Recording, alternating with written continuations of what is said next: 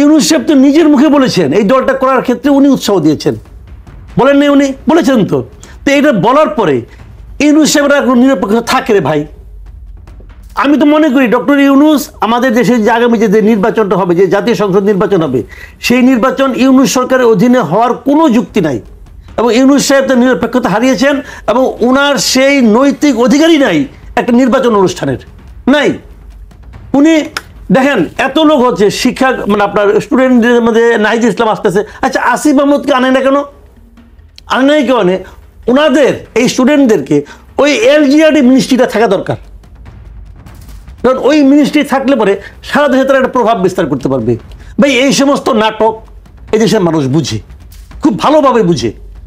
ওই মিনিস্ট্রি দিয়ে উনি ওখানে প্রভাব বিস্তার করবেন, বিভিন্ন স্থানীয় লোকাল ইয়েদেরকে প্রভাব বিস্তার, বিভিন্ন টাকা পয়সা। ওনার বাপই তো বলছে, ওনার বাপের ওই ভিডিও আমি দেখি নাই, ওনার বাপ স্পষ্ট বলছে যে আমার ছেলের হাতে সবচেয়ে বড় মন্ত্রণালয়ের দায়িত্ব, বলছে তো। কি মতলব থেকে বলছি ভাই? এই মতলব আমরা বুঝি না। সেই ছেলে নাকি আর এলাকায় প্রত্যেকটা মসজিদ 10 লাখ টাকা দিছে। ওই টাকাটা কার টাকা? ওই টাকা দর্শক আমাকে জিজ্ঞেস করছে, ওটা তো আমার টাকা আছে, 1 টাকা হলো আছে তো ভাই। আমাকে জিজ্ঞেস করছে এই জাতির কাছে সে কোনো পারমিশন নিছে? সে বলে দিছে সে কি অথরিটি নাকি? যে যত রাত যত লম্বাই হোক তার তো একসময় শেষ আছে, তাই না? পৃথিবীতে এমন একটা দেশ দেখাতে পারবেন যেখানে নাকি আপনার শাসকের পরিবর্তন হয় না? তাহলে সেই হিসেবে শেখ হাসিনার পতন যে কখনো হবে না এটা তো নয়, একসময় তো হতোই পতনটা। কিন্তু সেই পতনটা যে জুলাই মাসেই হবে সেটা কিন্তু মানে আপনার জুনে বসেও ভাবিনি। জুলাই মানে অগাস্ট, তারা 36 জুলাই বলে, তো আমি ওভাবে বলতে পছন্দ করি, আমারও ভালো লাগে শুনতে। সেটা কিন্তু জুনেও কেউ ভাবেনি, জুলাইয়ের ফার্স্ট উইকেও কেউ ভাবেনি, সেকেন্ড উইকেও কেউ ভাবেনি। তো সেই হিসেবে তো এটা তো অত্যন্ত গুরুত্বপূর্ণ একটা কাজ, গুরুত্বপূর্ণ একটা ঘটনা। আমাদের দেশের জন্য এত বড় ঘটনা খুব কমই আছে। এটা অবশ্যই এটা জনগণের একটা বিজয়ের ঘটনা। আমরা যেরকম মুক্তিযুদ্ধকে বলি, মুক্তিযুদ্ধ হলো একটা জনযুদ্ধ, গণযুদ্ধ, এদেশের মানুষের যুদ্ধ এটা, তাই না? এদেশের মানুষ যুদ্ধ করে একটা দেশ স্বাধীন করেছে। আনফর্চুনেটলি হয় কি পরে এই জনযুদ্ধটাকে একটা ব্যক্তি, একটা গোষ্ঠী তারা নিজেদের যুদ্ধ বলে, নিজেদের বিজয় বলে, নিজেদের এই সমস্ত ক্রেডিট নিজেদের মধ্যে নেওয়ার জন্য তাদের মধ্যে এক ধরনের চেষ্টা ছিল, এবং যে চেষ্টাটা জনগণ পছন্দ করেনি। এবং জনগণ পছন্দ করেনি বলেই কিন্তু তাদের পতনের পর জনগণ কিন্তু আহা উহো করে নাই। এখনো তাই হচ্ছে। জুলাইয়ের অভ্যুত্থানটাও জনগণের অভ্যুত্থান। সারা দেশের মানুষের মধ্যে যে পুঞ্জীভূত ক্ষোভ, সেই ক্ষোভটার বহিঃপ্রকাশ ঘটেছে এখানে। আমরা যখন ভাত রান্না করি, চুলার মধ্যে চালটা দেওয়ার পরে আপনি যদি 2 মিনিট পরে যে দেখেন যে চাল তো ফুটে নাই, তাহলে কি ভাত হবে না? আপনি বললেন 3 মিনিট পরে গেলেন তখনও চাল ফুটে নাই। আমরা ভাতটা কখন দেখি? 15 মিনিটের মাথায় যে এই 15 মিনিট কিন্তু আসতো না যদি আগের 14 মিনিট আপনাকে তাপ না দিতেন। এই তাপটা কিন্তু, পরিবর্তনটা কিন্তু দৃশ্যমান না। দৃশ্যমান হলো শেষ মুহূর্তে যে। আবার তারপরে যখন হয়ে গেল ভাতটা, তখন আপনি আমাকে দিলেন যে তুমি মাঠটা একটু গালো তো। আমি মাঠটা গাললাম, আমি দাবি করলাম যে আমি সব করেছি। না রে ভাই, ভাতটা আমি রান্না করিনি, ভাতটা এই আগুনের কারণে হয়েছে। এখন এরকম হয়েছে, ভাতটা কে রান্না করেছে? সবাই দাবি দেন আমি তো মারা গেছি না, ও তাহলে আমি রান্না করেছি। এটা ঠিক না। এটা হলে হয় কি, অন্য সবাই দুঃখিত হয়, এবং এই যে দুঃখিতটা, যে দুঃখের ফলটা কিন্তু আমরা দেখেছি 75-এ। আপনি জানেন না কি নেতা ছিল? আমরা কেউ যাই না কি নেতা ছিল। সমন্বয় একটা ছিল, বলতো সমন্বয় একটা কর্মসূচি ঘোষণা করতো। মূল সমন্বয় কে ছিল? কেউ ছিল না। 1.5 শতাধিক সমন্বয় কিন্তু একসঙ্গে ছিল, বিভিন্ন জায়গায় যার যার মতো কাজ করতো। এই যে আন্দোলনের ফরম্যাটটা, এই ফরম্যাটটাই বলে দেয় এই আন্দোলনের কোনো নেতা নাই, জনগণই এই আন্দোলনের নেতা। যে রাজপথে আছে সেই নেতা। যারা যারা মারা গেছে তারা কি কারো নির্দেশে মারা গেছে? কোনো নির্দেশ না। আমরা একটা দানবের বিরুদ্ধে যুদ্ধ করতে নামছি। দানব কোথায় পা ফেলবে আমি জানি না, যেখানে পা ফেলবে সেখানে যারা আছে তারা মারা যাবে। এই তো হয়েছে ঘটনা। কিন্তু তো সেখানে এই যে কোনো নেতা নাই, সবাই নেতা, এই যে ফিলোসফিটা, এই ফিলোসফিটা কি এখন দেখেন? এখন কিন্তু দেখেন না। এখন কি হচ্ছে যে কে কে নেতা নয় এই জিনিসটা প্রমাণ করতে চাচ্ছে নেতারা। আপনি দেখবেন নানা ধরনের ফেসবুক স্ট্যাটাস, বিখ্যাত বিখ্যাত লোকেরা তো হাস্যকর স্ট্যাটাস দেখেছি না, আমার কাছে মনে হচ্ছে যে বিখ্যাত লোকরা কি আসলেই ক্ষুদ্র? মাঝে মাঝে এরকম মনে হয়। একজন উঠে লাগছেন, নাম না জানা কোন এক নারী সাংবাদিক, উনি কি কি করছেন সেই ঘটনা, উনি কারে আশ্রয় দিয়েছেন, কারে কি করছেন এইগুলি বলতেছেন। মানে ওই নারী সাংবাদিক হলো নেতা, বাট তার নাম জানি না। এত বড় প্রতিভা কোথায় চোখের সামনে দেখি নাই, হয়ে গেল। তো এইগুলি হলো এগুলি হলো কি মানে ক্ষুদ্রতার এক একটা নমুনা। যাকে বড় দেখায় সে আসলে বড় না, সমস্যা হলো এখানেই। আপনি দেখেন ওনারা একটা পার্টি করতেছেন, এই পার্টির ঘোষণাটা কয়েক দফা পিছাইলো। কেন পিছাইলো? আদর্শগত কারণে পিছাইছে? নো, নেতৃত্বের আকাঙ্ক্ষার জন্য পিছিয়েছে। নেতৃত্বের আকাঙ্ক্ষার জন্য যে কি বলবো আমি, কামড়াকামড়ি বলি যে কামড়াকামড়ি, সেজন্য পিছিয়েছে। আমার বলতে খুব দুঃখ পাচ্ছি আমি যে এদেরকে আমি এই শব্দে এই ভীষণে অভিহিত করতে চাচ্ছিলাম না, তাই হচ্ছে। পদের নাম কি? জ্যেষ্ঠ যুগ্ম আহ্বায়ক। কেন কনিষ্ঠ আহ্বায়কও থাকবে? আমি সেটাই বলছি, জ্যেষ্ঠ যুগ্ম আহ্বায়ক। জ্যেষ্ঠ কেন? মানে ওনাকে যুগ্ম আহ্বায়ক বললে ওনার ইজ্জতের একটু ঘাটতি হয়ে যায়। উনি মনে করতেছেন যে আমাকে তুমি যুগ্ম আহ্বায়ক বলবা, আমি তো প্রায় তোমার সমান অথবা তোমার চেয়েও আমি বড়, অতএব আমি যুগ্মতে আমার পোষাচ্ছে না। কিন্তু এই প্র্যাকটিস তো আছে মাসুদ কামাল, এই প্র্যাকটিস তো আছে, আমরা তো দেখেছি। আমি কি ওই প্র্যাকটিসের প্রশংসা করছি? আমি ওই প্র্যাকটিসের সমালোচনা করছি। রিজভী আহমেদ জ্যেষ্ঠ যুগ্ম মহাসচিব, আমি এটা সমালোচনা করি। ওনার দলে কনিষ্ঠ যুগ্ম মহাসচিব কে?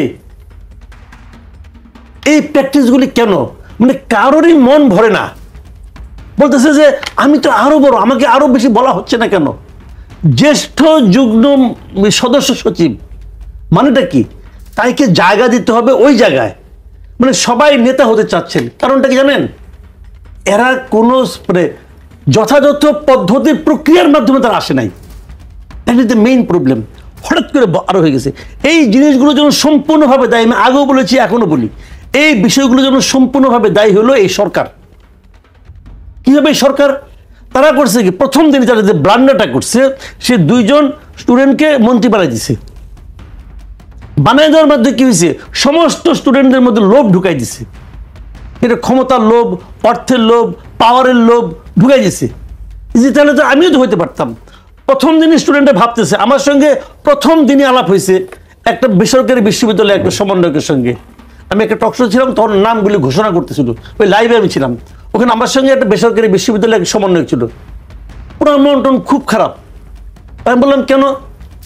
সব ঢাকা ইউনিভার্সিটি থেকে হলো, একজনও বেসরকারি বিশ্ববিদ্যালয় হলো না। তার মানে কি হয়েছে? প্রথম দিনেই এই সরকার পুরো স্টুডেন্ট ফোর্সটাকে ভেঙে দিয়েছে, নষ্ট করে দিয়েছে, সবার মধ্যে লোভ ঢুকাই দিয়েছে। এখন সেই লোভ যে কোথায় দাঁড়াইছে, যে আমি যদি ওই মূল কমিটিতে না থাকতে পারি তাহলে তো আমার এটা হলো না। ভাই যারা এখানে আছে সব তো ঢাকার লোক, বাইরের লোক কেউ কেউ এদের করেই নাই। আমি এখন যদি বলেন আমার দান ছিল, আমার অবদান ছিল, আচ্ছা রনি বলতেছে যারা মারা গেছে তারা হলো হিরো।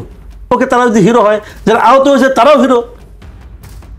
এদের যেহেতু আহতদের ভূমিকা বেশি, তো একটা আহতের আপনি মন্ত্রী বানাতেন, একজন লোকের পাতে গুলি লাগছে তারই না মন্ত্রী বানাতেন, তাহলে বুঝতাম যে আপনি এটাকে মূল্যায়ন করছেন। তা করেন নাই। আপনি চোখের সামনে যে আছে তাকে আপনি নিয়ে আসছেন, কোন বিচারে, কি যোগ্যতা, কোনো ব্যাখ্যা নাই। এখনো তাই হচ্ছে, নেতৃত্বের ভাগাভাগি। গণ অভ্যুত্থানে তাদের স্যাক্রিফাইস আমরা দেখেছি, তারা যে জীবনের ঝুঁকি নিয়ে যুদ্ধ করেছেন, এটা আমরা দেখেছি, লড়াই করেছে, এটা তো আমরা দেখেছি। সেই জায়গা থেকে যাদের কে লড়াই করে না বলেন তো আপনি? কে লড়াই করে নাই? আমি বলি আমার ছোট ভাইয়ের বউ, সে কিন্তু ঘরের থেকে বেশি এটা পারেও না। সে তার স্কুলে পড়ুয়া ছেলেকে নিয়ে শাহবাগে চলে গেছে, সারাদিন ওখানে ছিল। স্কুলে পরে এবার এসএসসি পরীক্ষা দিবে সে, এই ছেলেকে সে এমনিও ছাড়ে না, তার নিয়ে সে চলে গেছে। কে লড়াই করে নাই ভাই? আচ্ছা, এটা নিপীড়িত এবং নির্যাতিত এই শব্দটা কিন্তু কোনো অধিকারের আপনার অধিকার প্রাপ্তির মানে আপনার না, কি বলে পূর্ব শর্ত না, লাইসেন্স না। আসলে বিএনপি নিপীড়িত কিনা আমার জানার আগ্রহ নাই, এটা নিয়ে আমি কোনো না, চিন্তিত না। আমার কথা হলো বিএনপি কি পরিবর্তিত কিনা। যদি বিএনপি পরিবর্তিত হয় আই এম হ্যাপি। এবং সেই পরিবর্তনটা হতে হবে আবার পজিটিভ পরিবর্তন। তো বিএনপি অনেক নিপীড়িত হয়েছে, এখন সে কি তাহলে পাল্টা নিপীড়ন করবে? এটাও তো একটা ব্যাপার। প্রতিশোধ স্পৃহা একটা মানুষের মধ্যে থাকে, আমাকে নিপীড়ন করেছে আমিও দেখাই দেবো, তো সেইটা হলো তো ভয়ঙ্কর ব্যাপার।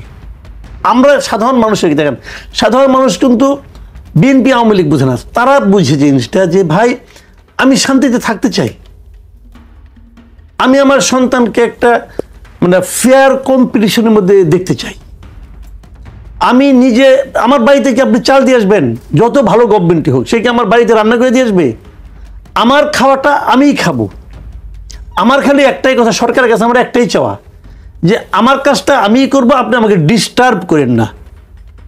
এই দেশের মানুষ কিন্তু বেশি কিছু চায় না, তারা বলে আপনি আমাকে ডিস্টার্ব করেন না, আমি উত্তরবঙ্গ থেকে সবজি ঢাকায় আনবো, ওটা আমি কিনে নেব, আপনি মাঝখানে চাঁদাবাজি করেন না, আপনি মাঝখানে মুনাফার পাহাড় করেন না, আপনি সিন্ডিকেট করেন। আমি এগুলোই চাই, আমি কিন্তু আপনার কাছে আর কিছু চাই না, কোনো দয়া ভিক্ষা করি না, আমি চাই না। কিন্তু তো সেই জায়গাগুলিকে একটা ভালো একটা সরকার চাই আমরা, যা নাকি আমাকে ডিস্টার্ব করবেন। আপনি আমার টাকা বিদেশের চুরি করে পাচার করেন না রে ভাই, আমার টাকা আমার এখানে থাক।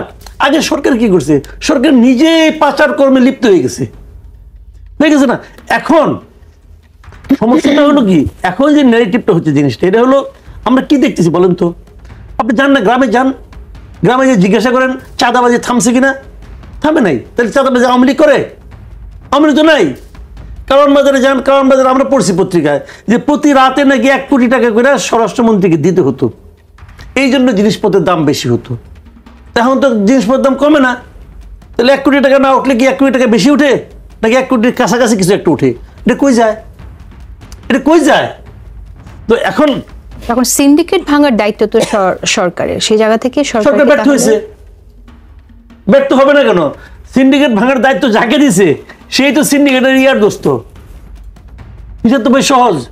বাণিজ্য মন্ত্রী একজন বানাইছেন, উনি একটা বড় প্রতিষ্ঠানের মানে আপনার মালিক, উনি ওনার প্রথম এই পর্যন্ত তার দৃশ্যমান সাফল্য কি বলেন? মাস না পেরোতেই উনি সয়াবিন তেলের দাম আনুষ্ঠানিকভাবে সরকারিভাবে 8 টাকা বাড়াই দিয়েছেন। বিশাল একটা কাজ করছেন, এবং ওনার বন্ধু বান্ধব ওনার উপর খুব খুশি হয়েছে, আমি শিওর।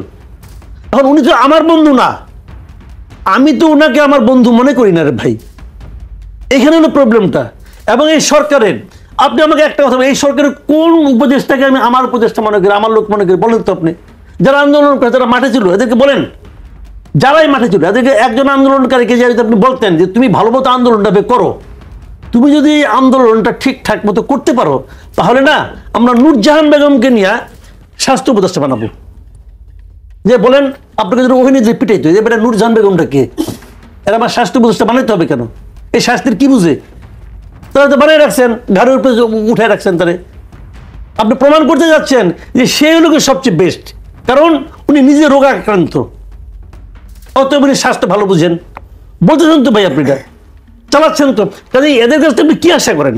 শুনেন, একটা আন্দোলনের সরকার, আমি বলি তো আপনাকে, এই আন্দোলনের সরকার এটা, এই সরকারে যারা উপদেষ্টা হয়েছে এদের মধ্যে 80% উপদেষ্টার সঙ্গে এই আন্দোলনের জুলাই বিপ্লব যাকে আপনি বলছেন, এই জুলাই বিপ্লব বলেন, জুলাই গণঅভ্যুত্থান বলেন, তার সঙ্গে এদের মানসিক, বুদ্ধিভিত্তিক, শারীরিক, অর্থনৈতিক কোনো সম্পর্ক ছিল না। 80%-এর রাজনীতিটা কি, এটা তো এখনো ক্লিয়ার না।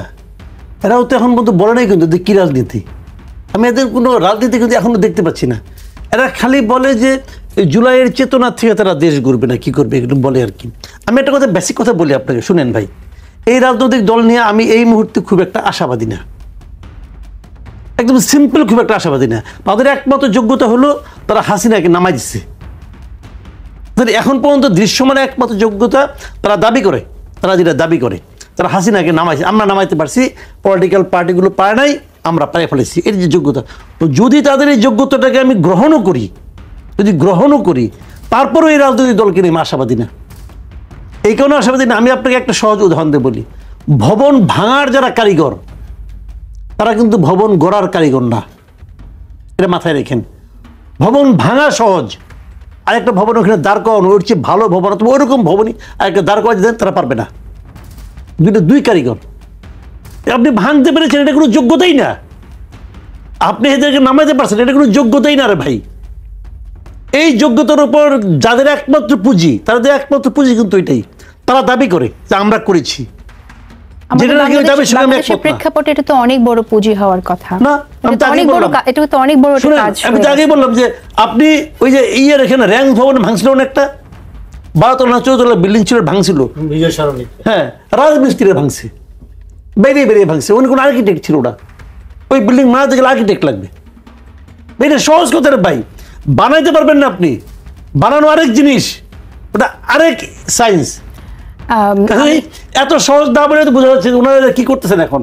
এখন দেখেন না, একটা দল বানাইতে পারতেছে না রে ভাই, একটা দল বানাতে পারছে না। বিভিন্ন এই দলকে দল বানানোর আগে এই দলের ব্যাপারে যে এখন সমালোচনাগুলো আছে বা আসছে, যে জামাতের প্রভাব আছে এবং জামাতের বা জামাত শিবিরের এখানে কর্মীরা আছে সুপ্তভাবে, এই যে সমালোচনাগুলো আসছে, এটা তাদের জন্য কতটুকু ক্ষতিকর হবে, প্রতিবন্ধকতা? এর চেয়েও বড় আপত্তি আমার এটা কি জানেন, এটা জামাত শিবির প্রভাবিত কোনো আমি যাই না, বাট আমার কাছে এর চেয়েও বড় আপত্তি হলো এটা সরকার প্রভাবিত।